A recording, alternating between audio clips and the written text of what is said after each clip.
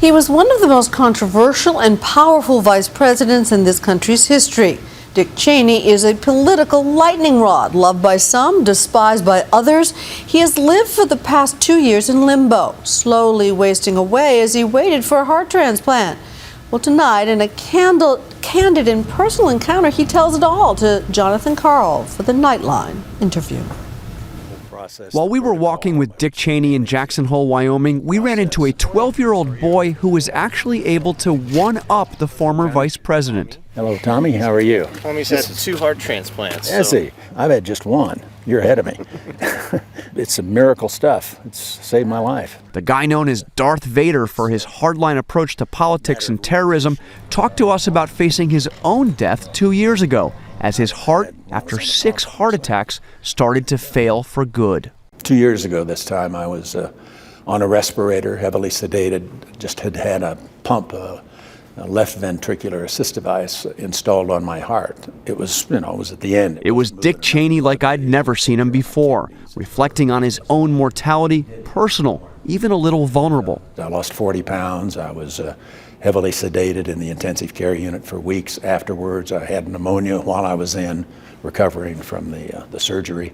And by the time I came out from under, looked in a mirror, and what I saw was my dad shortly before he died. Back then, Cheney looked like a shadow of his old self. Today, he's transformed, thanks to an anonymous organ donor. Do you know anything about the donor?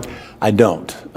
They deliberately maintain anonymity, at least at the outset. I can't think of a more magnificent gift than to be given additional years of life, and that's what it is. But don't think Cheney's gone soft. When it comes to politics, he's as confrontational as ever, even taking a shot at John McCain for choosing Sarah Palin as his running mate. I like Governor Palin. I've met her, I know her. She's an attractive candidate, but based on her background, she'd only been governor for about 2 years. I don't think she passed that test. Of being ready. Of being ready to take over. And I think that was a mistake. And much harsher words for President Obama. I think he's been one of our weakest presidents. I just fundamentally disagree with him philosophically. I be hard put to find any Democratic president that I've disagreed with more really? Than Barack Obama. Yeah. Worse than Jimmy Carter, from your perspective? Yes. It's Cheney who has come under fire as an architect of the Iraq War, but he accused Obama of blowing it in the Middle East. I think Obama's made some big mistakes. I look, for example, at the Middle East situation today. It seems to be growing increasingly chaotic. We've got the ongoing conflict in Syria where thousands of people have died. There's continuing problems in Iraq. I look at what the Obama administration has done, and it's basically head for the exits. With respect to Afghanistan, we're in a similar situation now. It's tough, it's hard, it's difficult. I know the public's tired of conflict, but if we turn our backs and walk away, we're just headed for trouble down the road eventually, and this administration is not in a position, frankly, to do anything about it because nobody trusts him.